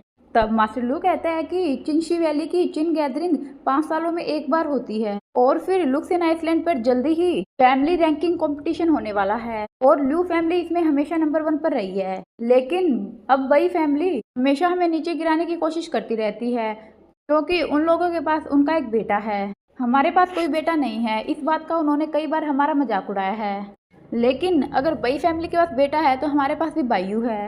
तब मिसेस लू कहती है कि बायू आपका बायोलॉजिकल बेटा नहीं है और वैसे भी वो अभी तक उठा नहीं है, और अगर वो उठ भी जाए तो ये जरूरी नहीं है कि वो चिन गैदरिंग में हमें रिप्रेजेंट करेगा। तब मास्टर लू कहते हैं कि मेरे दिल में बायू मेरा बेटा ही है और फ्यूचर में वही लू फैमिली का लीडर होगा। अब नेक्स्ट सीन में हम देखते हैं कि शेडो जिकिंग के पास आता है और कहता है कि मास्टर लू चिन गैदरिंग के लिए चिंशी वैली जा रहे हैं। तब जिकिंग बायू को बताती है कि हर 5 सालों में चिंशी वैली में ये चिन गैदरिंग होती है और इसमें सभी बड़े परिवार हिस्सा लेते हैं और इसमें बड़े परिवारों की रैंकिंग भी की जाती है, इसलिए सभी लोग इसे सीरियसली लेते हैं। क्यू फैमिली की गुचिन स्किल संसार में सबसे ज्यादा अद्वितीय है, उनका इसमें कोई भी मुकाबला नहीं कर सकता। और मिस्टर लीगे ने भी मुझे ये बताया था, उन्होंने गुचिन बजाना मेरी माँ से चिंशी वैली में ही सीखा है। तब बायू कहता है कि इसका मतलब वुजेंग और जूजेंग वुचिंग इन दोनों को ही तुम्हारी माँ ने मिस्टर लीगो को सौंपा था। वो दोनों ही तुम्हारी माँ से बिलोंग करते हैं। फिर तो हमें चिन गैदरिंग को जरूर अटेंड करना चाहिए। तब जिकिंग कहती है कि लेकिन तुम्हारी बॉडी को अभी भी रेस्ट की जरूरत है। लेकिन बायू कहता है कि मैं ठीक हूँ, हमारे लिए तुम्हारी आइडेंटिटी का पता लगाना ज्यादा इम्पोर्टेंट है। लेकिन जिकिंग कहती है कि आइसोलेटेड आइसलैंड लोंग्यून कॉन्टिनेंट पर एक वर्जित प्लेस है, इसलिए मैं तुम्हें इन सब में घसीटना नहीं चाहती। तब बायू कहता है कि मुझे इस बात से कोई फर्क नहीं पड़ता, मैं तुम्हारी हेल्प करूंगा। इसके बाद हम देखते हैं कि जिकिंग मास्टर लू के पास जाती है और मास्टर लू से कहती है कि मुझे 2 दिन हो गए यहाँ पर आए, लेकिन मैं आपसे फॉर्मली मिली भी नहीं, मुझे इसके लिए माफ कर दीजिए। लेकिन मास्टर लू कहता है कि मैं यहाँ पर नहीं था, इसलिए आपको इतना सफर करना पड़ा, प्लीज आप मुझे माफ कर दीजिए। और फिर जिकिंग मास्टर लू से पूछती है कि आप कहाँ जा रहे हो। तब मास्टर लू कहता है कि मैं चिन गैदरिंग के लिए चिनशी वैली जा रहा हूँ, वो हर 5 साल में एक बार होती है। तब जिकिंग कहती है कि ये तो काफी इंटरेस्टिंग लगता है, मैं भी वहाँ पर जाना चाहूंगी, मैंने इसके बारे में काफी सुना है। तब मास्टर लू कहते हैं कि बायू की तबीयत ठीक नहीं है, हम उसे अपने साथ कैसे लेकर जा सकते हैं। तब जिकिंग कहती है कि फिजिशियन गु भी हमारे साथ रहेंगे, वो बायू का ख्याल रख लेंगे। तब मास्टर लू कहता है कि ठीक है, हम लोग साथ ही वहाँ पर जाएंगे। अब इसके बाद हम जेंगचेन और सुयंग को देखते हैं। सुयंग जेंगचेन से कहती है कि एनजिकिंग और नैनबाई हमारे साथ चिन गैदरिंग में जा रहे हैं, उनका क्या प्लान है। तब जेंगचेन कहता है कि मुझे क्या पता, और क्या वो जाग गया है। तब सुयांग कहती है कि जल्दी जाकर यंग मास्टर बई को इस बारे में इन्फॉर्म करो। और इसके बाद जेंगचेन सुयांग से कहता है कि मुझसे तमीज से बात किया करो, मैं तुम्हारा जीजा हूँ। तब सुयांग कहती है कि जल्दी ही नहीं रहोगे। तब जेंगचेन कहता है कि मुझे पता है कि तुम अपनी बहन से बचपन से ही जल्दी आई हो, क्योंकि उसने जल्दी शादी कर ली और तुम अब भी अकेली हो, तुम चाहती हो कि वो भी तुम्हारी तरह अकेली रह जाए। इस बात पर सुयांग जेंगचेन को थप्पड़ मार देती है और जेंगचेन से कहती है कि क्या मैं अपनी बहन की तरह बेवकूफ़ हूँ जो तुम जैसे बेवकूफ़ इंसान से शादी कर लेती। और ये सब कहकर वो वहाँ से चली जाती है। सुयांग के वहाँ से जाने के बाद जेंगचेन अपने आप से कहता है कि एक बार मैं बई फैमिली में सेटल हो जाऊँ तो मैं कसम खाता हूँ कि मैं पूरी लू फैमिली को खत्म कर दूंगा। वहीं दूसरी तरफ हम देखते हैं कि बायू जिकिंग से पूछते हैं कि क्या तुमने इस बारे में कुछ सोचा है, चिन गैदरिंग अटेंड करने के लिए तुम कौन सी आइडेंटिटी यूज करोगी। तब जिकिंग कहती है कि लुक्सन आइसलैंड पर किसी को भी हमारी आइडेंटिटी का पता नहीं है, इसलिए हमें अपनी आइडेंटिटी को छुपाना होगा। तब बायू कहता है कि इस चीज की कोई जरूरत नहीं है, चिन गैदरिंग में पूरे वर्ल्ड से अलग अलग स्कॉलर आते हैं, वहाँ पर कोई ना कोई हमें पहचान ही लेगा, ये अच्छा मौका है कि हम उन्हें वहाँ पर सब कुछ बता दें। और इसके बाद बायू जिकिंग को अपने कपड़े पहनने में हेल्प करने के लिए कहता है। तब जिकिंग बायू को कपड़े पहनाती है और शर्माने लगती है। बायू जिकिंग से कहता है कि आखिर तुम इतना शर्माती क्यों हो, तुम मेरी पत्नी हो। तब जिकिंग कहती है कि मुझे इसकी आदत नहीं है। तब बायू कहता है कि ठीक है, मैं तुम्हारा वेट करूंगा। तब जिकिंग कहती है कि किस बात का वेट। तब बायू कहता है कि तुम्हारे अभ्यस्त होने का। अब नेक्स्ट सीन में हम देखते हैं कि सभी लोग चिंगशी वैली पहुंचते हैं। मास्टर लू जिकिंग को बताते हैं कि ये चिन गैदरिंग ना सिर्फ लुक्सेन आइसलैंड पर पूरी लोंगियन कॉन्टिनेंट पर बहुत ही ज्यादा इम्पोर्टेंट है, इसलिए लोंगियन कॉन्टिनेंट की सभी बड़ी फैमिली इसे अटेंड करती है और इसी चिन गैदरिंग के थ्रू सभी मेजर फैमिली आपस में अच्छे संबंध बनाती है। और इसके बाद मास्टर लू जिकिंग को कुछ फैमिलीज के बारे में बताता है जो कि वहाँ पर आए हुए थे। और इसके बाद जिकिंग मास्टर लू से पूछती है कि क्या अभी भी लू फैमिली नंबर 1 पोजीशन पे है। तब मास्टर लू कहते हैं कि हाँ, अभी तक तो है ही, लेकिन पिछले कुछ सालों में हमारी फैमिली में बहुत कम मेंबर्स रह गए हैं, इसलिए लोगों पर हमारा प्रभाव कम हो गया है। तब जिकिंग मन में ही सोचती है कि मास्टर लू बायू की बहुत ज्यादा चिंता करते हैं और वो जरूर इस बात की होप करते होंगे कि जुन बायू आगे चलकर उनकी फैमिली को सपोर्ट करेगा, नहीं तो 2 बेटी और 1 दामाद के साथ उनकी फैमिली का फ्यूचर खतरे में है। इसके बाद जिकिंग मास्टर लू से पूछती है कि बई फैमिली से कोई क्यों नहीं आया। तब मास्टर लू कहते हैं कि ऐसा हो ही नहीं सकता कि बई फैमिली से कोई ना आए, वो जरूर आते ही होंगे। और इसके बाद एक बूढ़ा कपल वहाँ पर आता है। मास्टर लू जिकिंग को बताता है कि ये क्यू फैमिली के मेंबर हैं और यही चिंगशी वैली का ओनर है। वो बूढ़ा कपल सभी से कहता है कि इस चिन गैदरिंग के थ्रू हम सभी लोग दोस्त बनाते हैं और इंजॉय करते हैं, चलो अब हम टाइम वेस्ट नहीं करते और गुचिन के म्यूजिक का आनंद लेते हैं। और फिर वहाँ पर मिस्टर लीगे आता है। सभी लोग उसको देख के कहते हैं कि ये तो वर्ल्ड फेमस गुचिन मास्टर है जो कि क्यू फैमिली का शिष्य है। जिकिंग मिस्टर लीगे को देखकर सोचती है कि आखिर ये यहाँ पर आ ही गया। इसके बाद मिस्टर लीगे चिन बजाना शुरू करता है और सभी को उसकी वजह से चक्कर आने लगते हैं, लेकिन जिकिंग को कुछ भी नहीं होता। जिकिंग सोचती है कि आखिर चिन बजाना शुरू करते ही सभी को चक्कर क्यों आने लगे, क्या चिंगशी वैली में क्यू फैमिली इस तरह अपने मेहमानों का स्वागत करती है। शायद असल में ये लोग सभी को बताना चाहते हैं कि कोई भी इनकी फैमिली को हरा नहीं सकता है। वो बूढ़ा कपल जिकिंग को देखकर थोड़ा सरप्राइज्ड होता है कि जिकिंग को कोई चक्कर क्यों नहीं आ रहा। वहीं जिकिंग सोचती है कि क्या मुझे अब खुद को एक्सपोज करना चाहिए या मुझे ऐसे ही नाटक करते रहना चाहिए। और फिर वो खुद से ही कहती है कि मुझे नाटक करने की कोई जरूरत नहीं है, क्योंकि मिस्टर लीगे को ये सब पता है कि मैं जिन की साउंड को रजिस्ट कर सकती हूँ, उसका मुझ पर कोई असर नहीं होता और वो बाद में क्यू फैमिली को इस बारे में बता ही देगा। मिस्टर लीगे लगातार म्यूजिक बजाता रहता है। पहले तो जिकिंग को कुछ नहीं होता, लेकिन लास्ट में जिकिंग पर भी उसका असर होने लगता है और उसे भी चक्कर आने लगते हैं। बायू ये सब कुछ पीछे से देख रहा होता है और वो जैसे ही आगे बढ़ने लगता है तभी वहाँ पर यंग मास्टर बई आ जाती है और मिस्टर लीगे को रोक देती है। और इसके बाद बई मिस्टर लीगे से कहती है कि आप वास्तव में सर्वश्रेष्ठ गुकिन मास्टर हैं। इसके बाद बई सबको अपना परिचय देती है और कहती है कि मैं बई फैमिली की तरफ से यहाँ पर आया हूँ। मैं रास्ते में थोड़ा लेट हो गई। मेरा नाम बई फियाओ है। बई को देखकर जिकिंग सोचती है कि अच्छा ये वही है जो कि जेंगचेन और सुयांग के साथ मिलकर प्लानिंग कर रहा है। ये जरूर जानबूझकर लेट आया है ताकि सबके टेंशन को ग्रैब कर सके।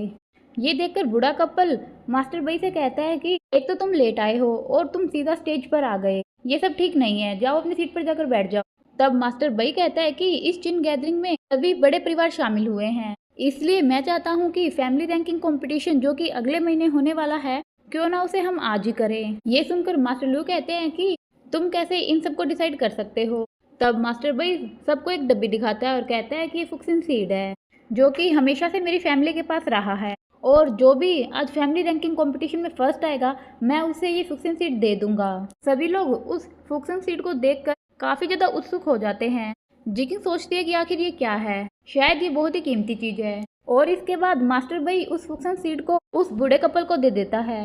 वो बूढ़ा कपल उस फुक्सन सीड को चेक करता है और कहता है कि इस सीड से तो फुक्सन ट्री बन सकता है और अगर कोई इसे ग्रो कर ले तो ये एक खजाना है। और फिर वो बूढ़ा कपल फैमिली रैंकिंग कंपटीशन के लिए मान जाता है और फिर बई मास्टर लू को कंपटीशन में अपने साथ लड़ने के लिए बुलाता है और कहती है कि मुझे पता है कि आपके कोई बेटा नहीं है और आप में मुझसे लड़ने की हिम्मत भी नहीं है। तब मास्टर लू कहता है कि क्या हुआ कि अगर मेरे बेटा नहीं है लेकिन मेरे पास मेरा दामाद है। और फिर मास्टर लू अपने दामाद जेंगचेन से कहता है कि तुम जाकर बई से लड़ो। जेंगचेन जाकर बई से लड़ता है लेकिन बई जेंगचेन को 2 ही मिनट में हरा देती है। बई सबके सामने लू फैमिली का मजाक उड़ाती है। मास्टर लू जेंगचेन से कहता है कि आखिर तुम इतनी बुरी तरह से कैसे हार सकते हो, मुझे जो कुछ भी आता था मैंने तुम्हें वो सब कुछ सिखाया।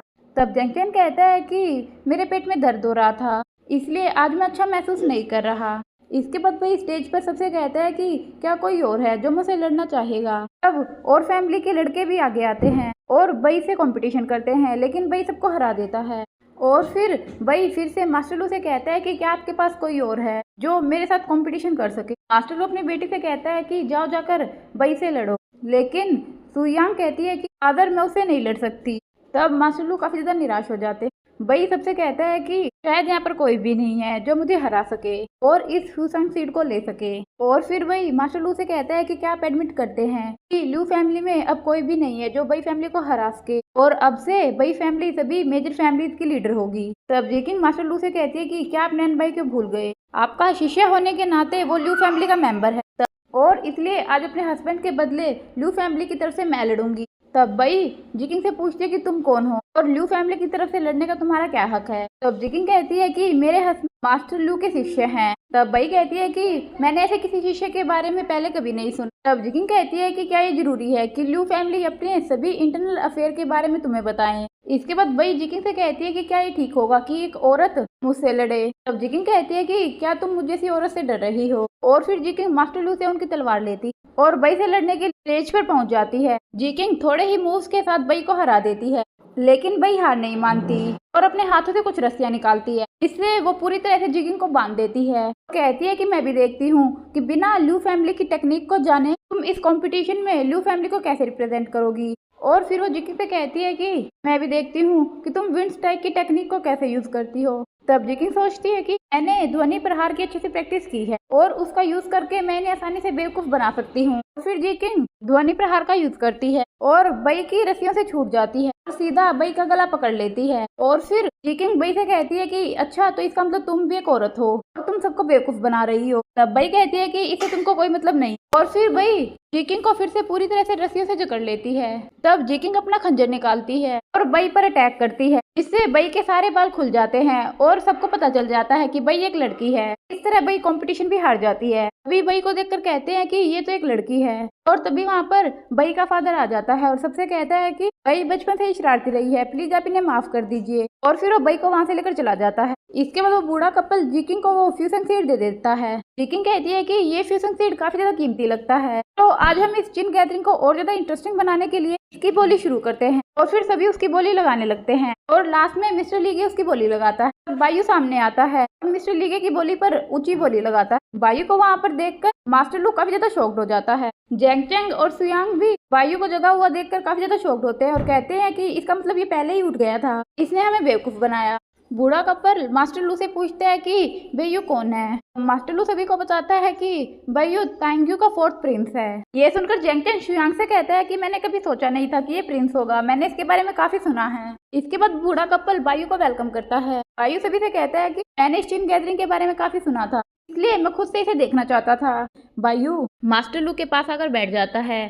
जिकिंग फिर से बोली लगाना शुरू करती है और फिर मिस्टर लीगे बोली लगाता है। इसके बाद बायू मिस्टर लीगे से ऊपर चढ़कर बोली लगाता है। तब जिकिंग सोचती है कि ये दोनों तो बस अपने पैसे का प्रचार कर रहे हैं, चलो देखते हैं कि ये सब अब कैसे खत्म होता है। आखिरी बोली 1 लाख रुपए की लगती है और तभी वहाँ पर बाली आ जाता है और सभी से कहता है कि इस बीज से एक दिव्य वृक्ष बनेगा जो कि 1000 सालों में बनता है, इसलिए इस दिव्य पेड़ की 1 लाख से बहुत ज्यादा है। और इसके बाद बाली उसकी कीमत 1,01,000 रुपए लगाता है। तब जिकिंग कहती है कि ठीक है और फिर जिकिंग फिर से बोली लगाना शुरू करती है, लेकिन इस बार कोई भी बोली नहीं लगाता। बाली सबकी तरफ देखता है कि कोई तो मुझसे ऊपर बोली लगाओ, लेकिन वहाँ पर खड़े लोग कहते हैं कि कोई बेवकूफ़ी होगा जो इतनी महंगी कीमत में इसे खरीदेगा। और फिर जिकिंग उस फ्यूजन सीड को बाली को दे देती है और फिर जिकिंग उस बूढ़े कपल से कहती है कि मैं बोली के सारे पैसे जिन गैदरिंग में देना चाहती हूँ, प्लीज आप मेरी इस डोनेशन को स्वीकार कीजिए। और इसके बाद वो बूढ़ा कपल सभी में अनाउंस करता है कि ल्यू फैमिली फिर से फर्स्ट रैंक पर आई है और फिर सभी वहाँ से चले जाते हैं। बाली सबको रोकने की कोशिश करता है कि ये सब ऐसे कैसे खत्म हो सकता है, मैं इसका क्या करूंगा। अब नेक्स्ट सीन में हम देखते हैं कि घर आने के बाद मास्टर लू अपनी बेटी और दामाद पर गुस्सा करते हैं और कहते हैं कि मैंने कभी नहीं सोचा था कि तुम लोग इतनी बुरी तरह से हारोगे। अगर आज जिकिंग सबके सामने नहीं आती तो हम अपनी प्रतिष्ठा पूरी तरह से खो देते। इसके बाद हम मास्टर लू की छोटी बेटी सुयांग और उनके दामाद जेंग चेंग को आपस में बात करते हुए देखते हैं। जेंग चेंग शुआंग से कहता है कि क्या बायू को पता होगा कि उसे हमने पॉइजन दिया था। तब शुआंग कहती है कि इस बारे में सोचकर क्या फायदा, अगर वो पूछे तो सिर्फ इसे मना करना। तब जेंग चेंग कहता है कि तुम्हें क्या लगता है कि अगर हम इससे मना कर देंगे तो वो हमें जाने देंगे। तब शुआंग कहती है कि क्यों ना तुम सारा इल्जाम अपने ऊपर ले लो। तब जेंग चेंग कहता है कि मैं ऐसा क्यों करूँ, मैं इस सारे गेम का मास्टरमाइंड नहीं हूँ, बायू को पॉइजन देना ये तुम्हारा आइडिया था। तब शुआंग कहती है कि चलो ठीक है, अगर वो मुझसे कुछ पूछेंगे तो मैं मना कर दूंगी, लेकिन तुम्हें तुम्हारे और मिस बई के केस का क्या करना है वो तुम हैंडल करो। वहीं दूसरी तरफ हम देखते हैं कि जिकिंग अपने घाव पर दवाई लगा रही होती है और तभी बायू वहाँ पर आ जाता है और जिकिंग के घाव पर दवाई लगाने लगता है। जिकिंग कहती है कि मैं इसे खुद कर लूंगी। तब बायू कहता है कि क्या तुम्हें शर्म आ रही है, तुम मेरी वाइफ हो, यहाँ पर कोई भी मेड नहीं है, इसलिए सिर्फ मैं ही हूँ जो तुम्हारी हेल्प कर सकता हूँ। इसके बाद बायू जिकिंग से पूछते हैं कि वो बेवकूफ कौन था जो जिन गैदरिंग में अचानक से ऊपर से आ गया और उस फ्यूजन सीड को खरीद लिया। तब जिकिंग कहती है कि उसका नाम बाली है, वो एक पशु चिकित्सक है और उसी ने प्रिंस एन को इनवाइट करने में मेरी हेल्प की थी और उसी की हेल्प से हमने आपकी बॉडी से पॉइजन को रिमूव किया। तब बायू कहता है कि ऐसा प्रतीत होता है कि वो कोई सिंपल इंसान नहीं है। इसके बाद बायू जिकिंग से पूछता है कि आज तुमने बाई से लड़ने के टाइम पे कौन सा मूव यूज किया था। तब जिकिंग कहती है कि मैंने साउंड स्ट्राइक का यूज किया था। तब बायू कहता है कि क्या मिस्टर लीगे ने तुम्हें ये सिखाया। तब जिकिंग कहती है कि हाँ, और ना ही इसकी उसने मुझसे कोई ट्यूशन फीस ली। तब बायू कहता है कि इसका मतलब उसने अपने सबसे अच्छे मूव्स तुम्हें सिखाए हैं। जिकिंग कहती है कि मुझे तो उसका धन्यवाद करना चाहिए। तब बायू कहता है कि किस बात का धन्यवाद, क्या तुम्हें मुझे धन्यवाद नहीं कहना चाहिए, मैं तुम्हारी कितनी मदद करता हूँ। तब जिकिंग कहती है कि किस बात का धन्यवाद। तब बायू कहते हैं कि ठीक है, मैं कल फिर से तुम्हारे मेडिसिन लगाने के लिए आऊँगा, इतने तुम अपना ध्यान रखना। वहीं दूसरी तरफ हम देखते हैं कि जेंग चेन बई से मिलने के लिए जाता है और उसे लुभाने की कोशिश करता है। तब बई जेंग चेन को अपने कमरे के अंदर बुला लेती है और फिर बई पूछती है कि सुयांग कहाँ है। तब सुयांग भी वहाँ पर आ जाती है। बई सुयांग से कहती है कि मुझे पता है तुम्हारी महत्वाकांक्षाएं बड़ी है, लेकिन मुझे देखो, मैं एक लड़की होने के बावजूद मुझ में एक पुरुष की शक्ति है। तब सुयांग कहती है कि मैं तुम्हारी तरह अपनी आइडेंटिटी नहीं छुपाना चाहती, मैं एक लड़की बनकर ही पूरे लू परिवार को संभालना चाहती हूँ। तब बई कहती है कि हम तीनों को साथ मिलकर काम करना होगा, इससे हम तीनों को जो चाहिए हम पा सकते हैं। फिर सुयांग वहाँ से चली जाती है और जेंगचेन और बई दोनों एक साथ टाइम स्पेंड करते हैं। अब नेक्स्ट सीन में हम देखते हैं कि जिकिंग बाहर बैठकर म्यूजिक बजा रही होती है और तभी वहाँ पर बाली आता है और जोर जोर से चिल्लाने लगता है कि हाय मेरे पे लाखों का कर्ज हो गया, मैं इसे कैसे चुकाऊंगा। तब जिकिंग कहती है कि तुम्हें किसने कहा था वहाँ पर आने के लिए। तब बाली कहता है कि मैं तो सिर्फ मजे करने के लिए वहाँ पर गया था। और फिर बाली जिकिंग का हाथ पकड़ कर कहने लगता है कि प्लीज मेरी हेल्प करो, हम लोग भूखे मर जाएंगे। तब जिकिंग कहती है कि अच्छा तो इतनी रात में तुम यहाँ पर मेरी हेल्प मांगने के लिए आए हो। तब बाली कहता है कि हाँ, अगर मैंने उन बूढ़े कपल को पैसे नहीं दिया तो हो सकता है कि वो हमें टॉर्चर करे और हम जिंदगी भर यहीं रह जाएंगे, प्लीज प्यारी जिकिंग मेरी हेल्प करो। और तभी वहाँ पर बायू आ जाता है और कहता है कि तुम दोनों इतनी रात को यहाँ पर क्या कर रहे हो। तब बाली बायू से कहता है कि तुम भी मेरी हेल्प कर सकते हो, क्या तुम्हें पता है कि मैंने तुम्हारी जान बचाई है। तब बायू बाली को थैंक यू बोलता है। तब बाली कहता है कि क्या तुम्हें नहीं लगता कि तुम्हें थैंक यू के बदले में मेरे लिए कुछ करना चाहिए। तब बायू पूछता है कि क्या। तब बाली कहता है कि तुम इसके बदले में मुझे कुछ पैसे दे सकते हो, तुम्हारी वजह से मुझ पर 1 लाख का कर्ज हो गया और तुम तो फोर्थ प्रिंस हो, तो तुम्हारे लिए तो ये छोटी सी रकम है, तुम इसे मेडिकल एक्सपेंसेस समझ सकते हो। तब बायू कहता है कि क्या मैंने कभी तुमसे कहा था कि तुम मुझे बचा लो। तब बाली जोर जोर से चिल्लाने लगता है और कहता है कि जिकिंग देख लो इस इंसान को, इसे तो अच्छे से थैंक्स कहना भी नहीं आता। और फिर बाली वहाँ से चला जाता है और फिर बायू जिकिंग से कहता है कि तुम्हें इतनी रात किसी अनजान आदमी के साथ नहीं रहना चाहिए। तब जिकिंग कहती है कि क्या तुम जेलस फील कर रहे हो, बाली मेरा फ्रेंड है। लेकिन बायू को ये बात बिल्कुल भी अच्छी नहीं लगती और वो जिकिंग से कहता है कि मुझे लगता है कि तुम्हें भविष्य में उसे दूर रहना चाहिए। और फिर बायू वहाँ से चला जाता है। अब नेक्स्ट डे हम देखते हैं कि वो बूढ़ा कपल मिस्टर लीगे से पूछता है कि क्या जिकिंग म्यूसी की बेटी है। तब मिस्टर लीगे कहता है कि हाँ, वो मास्टर म्यूसी की ही बेटी है। मैं जब बहुत छोटा था जब मैं मास्टर से मिला था और जब मैं हैन जिकिंग से मिला तो मुझे वो बहुत ही ज़्यादा परिचित लगी और फिर मुझे पता चला कि वो मास्टर म्यूसी की बेटी है, इसलिए मैंने उन्हें वुजंग गुचिन दे दिया ताकि वो भी अपनी माँ की तरह अच्छा गुचिन बजा सके, क्योंकि वो उसकी माँ का ही है। और फिर मिस्टर लीगे बूढ़े कपल से पूछते हैं कि मैंने गुचिन बजाना मास्टर से चिंगशी वैली में सीखा था, लेकिन वो चिंगशी वैली की शिष्य नहीं थी, तो फिर उनका चिंगशी वैली से क्या संबंध था। तब वो बूढ़ा कपल बताता है कि म्यूसी हमें बहुत साल पहले नदी में डूबती हुई मिली थी, उसके कंधे पे 2 गुचिन थे, एक वुजेंग और एक जुजेंग। उसकी चिन स्किल बहुत ही ज्यादा अच्छी थी, हमारे उपकार का बदला चुकाने के लिए वो यहाँ पर हमारी देखभाल करती थी। बाद में हम उसे अपना उत्तराधिकारी बनाना चाहते थे और फिर आप यहाँ पर अपना इलाज करवाने के लिए आए। हमने आपका इलाज करने के साथ साथ आपको म्यूसी का शिष्य बनाया ताकि आप चिन बजाना सीख सकें। तब मिस्टर लीगे पूछते हैं कि क्या आपको पता है कि वो कहाँ से आई थी। तब वो बूढ़ा कपल कहता है कि म्यूसी ने हमें इस बारे में कभी कुछ नहीं बताया, मानो कि उसकी पृष्ठभूमि बहुत ही गोपनीय हो। और फिर एक दिन वो अचानक से गायब हो गई और पीछे उसने वो 2 गुकिन और एक संगीत की पुस्तक जिसमें 10 खंड थे वो पीछे छोड़ दिए, जिन्हें हमने उनका शिष्य होने के नाते आपको सौंप दिए। और फिर वो बूढ़ा कपल कहता है कि म्यूसी ने एक बार कहा था कि जो भी इन 2 गुकिन में महारत हासिल करेगा वही इनका मालिक होगा। शायद अब उन दोनों गुकिन को अपना मास्टर मिल गया है। अब नेक्स्ट सीन में हम मास्टर लू और बायू को देखते हैं। मास्टर लू बायू से कहता है कि मुझे खुशी है कि तुम ठीक हो, अगर तुम्हें कुछ भी हो जाता तो स्वर्ग में मैं तुम्हारी माँ का सामना कैसे करता। फिर बायू पूछता है कि क्या मैं जान सकता हूँ कि आपका और मेरी माँ का क्या रिश्ता था।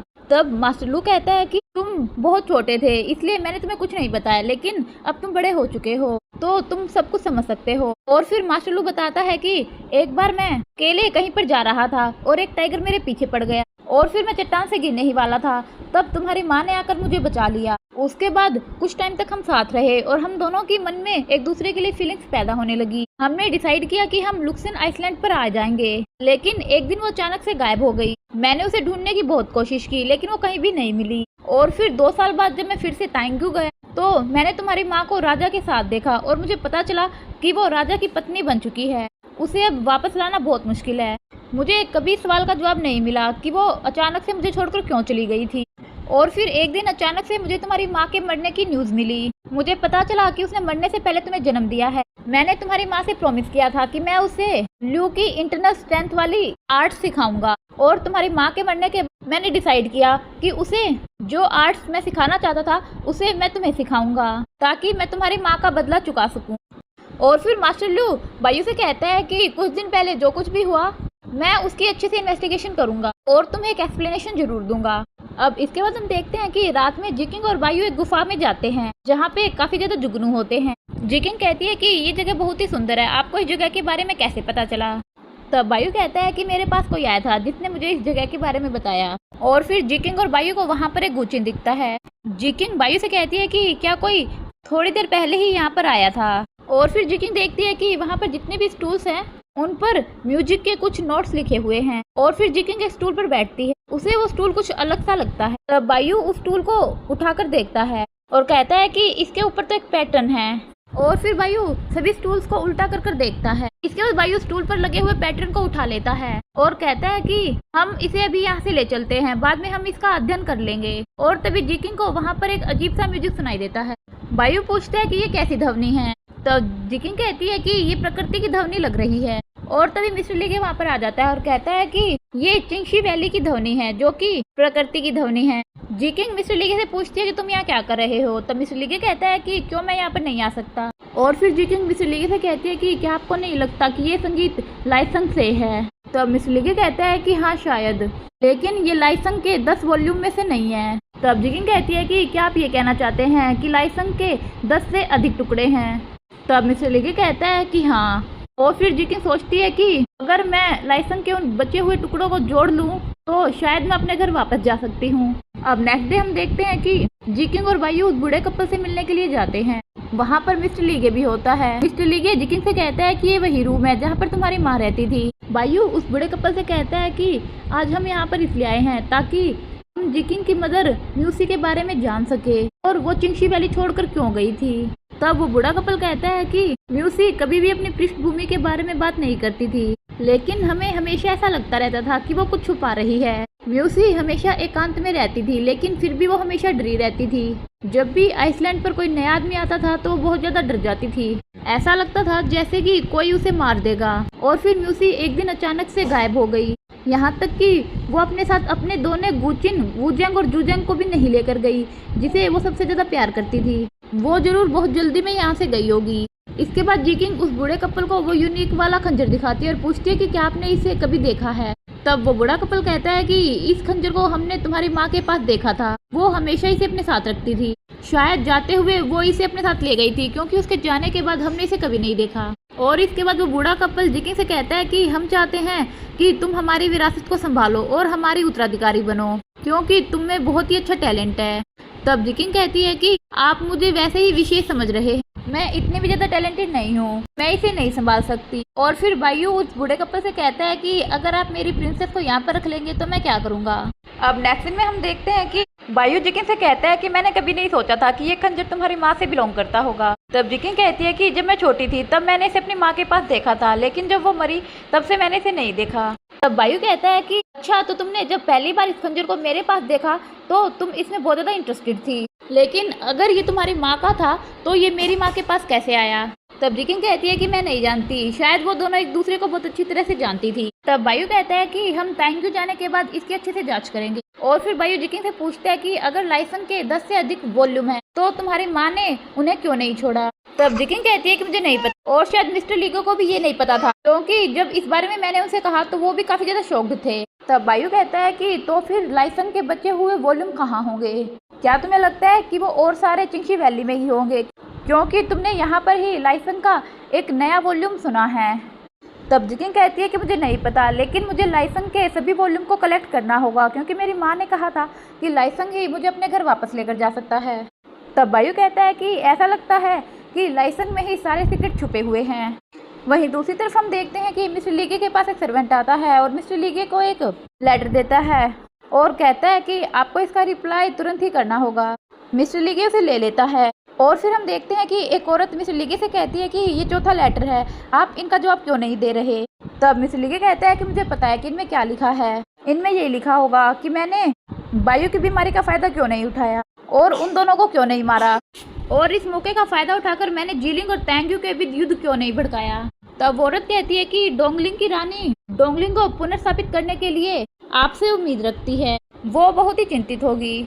तब मिस्टर लीगे कहता है कि उन्हें सिर्फ डर है कि अगर मैं मर गया तो कोई भी उनके हाथ की कठपुतली नहीं रहेगी। तब वो औरत कहती है कि लेकिन मुझे तो लगता है कि आपने शायद टैंगजू में नए दोस्त बनाए हैं। तब मिस्टर ली कहता है कि मुझे पता है कि मुझे क्या करना है, मेरे अपने प्लान्स हैं।